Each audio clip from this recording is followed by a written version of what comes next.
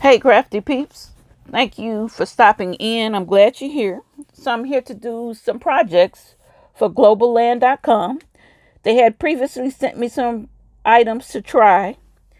So, I want to first try this tree stamp.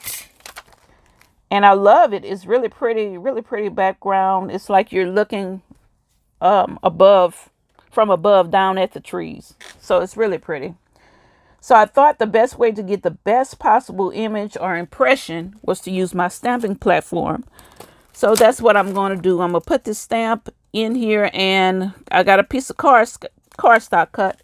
This is roughly for a 4.25 by 5.5 card. So I'm going to use some Versamark ink because I plan to do some heat embossing, and I ink it up really well.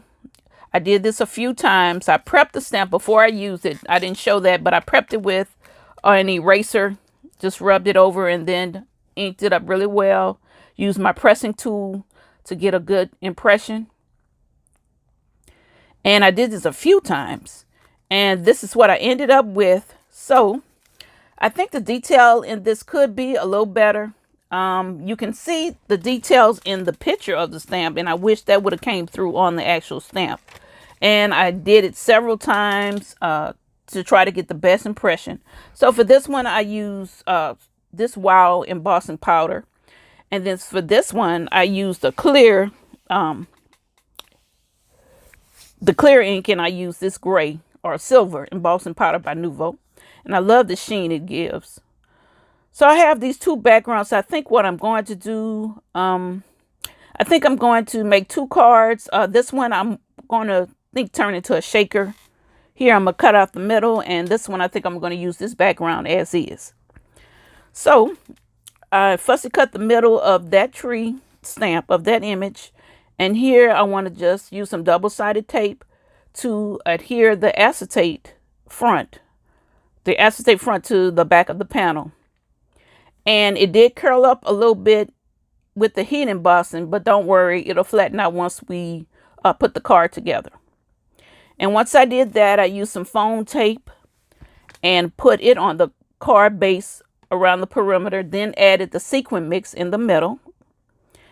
Then now I just added the top panel, released the tape and added the top panel. So I'm pressing to make sure I have it on there good. And then took a tool and just ran around the perimeter to make sure it has a good adhesion, a good seal. So that's the first one. And what I did here is I added the sentiment, simply enjoy life, and then I decided to add some rhinestones.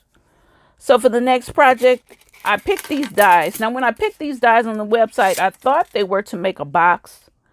You have to cut two of each one to form a project, but it doesn't have a bottom. So I had to get creative. So I think the original intention when they made the stamp maybe was to use it for a candle, possibly, or a little light to be in the middle. So what I did is I cut two panels of each, one in this holographic paper, really pretty, and you have to make sure you burnish the score lines really good, and in white cardstock. And so in order to make the bottom, the little panel, I used a piece of paper. And what I did to get the size is I measured one panel. One panel is about 2 inches. So I used a bottom that is 3 inches. That would give a 1/2 inch lip on all 4 sides.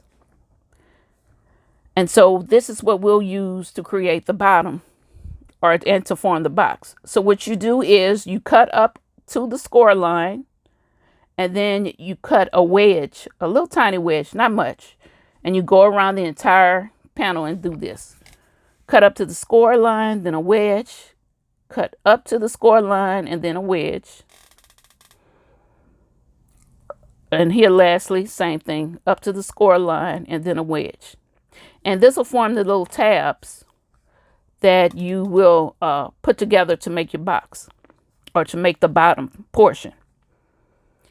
And what you do, you will put glue and they'll just form together like so. And then this will sit inside that panel. So here are my projects finished. let me show you how they came out. This is the first one, and again, I thought the detail could have been a little better. I would have enjoyed that, but I did use the sentiment here. Go where you feel most alive. And I just added some sequins and a little snowflake there. Love that, gives it kind of a winter feel. So that was what I was going for with that one. And here's the shaker card. And I use that. You could see that in the middle. You could see the sentiments, simply enjoy life. And I just added those rhinestones. Love the sheen of that silver embossing powder. Really pretty.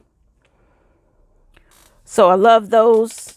I think they came out pretty good. And here are the boxes that I made. Let me grab those.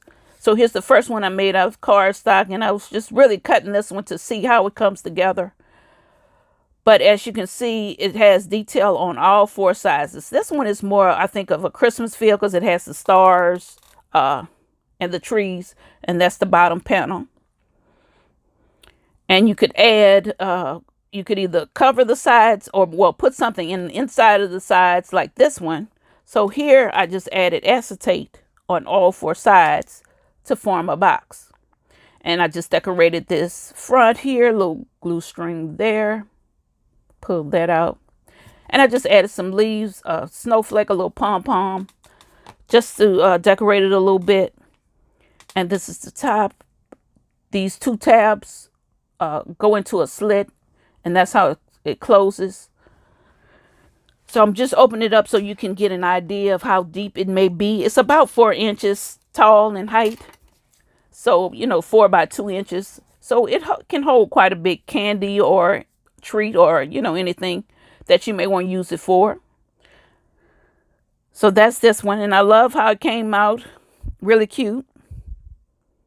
Love the little snowman and the images, the deer. Really cute. So that's my project for today. Make sure you check out that website. I will have it linked down below. And there will be a code for you to get $5 off a $40 purchase or more.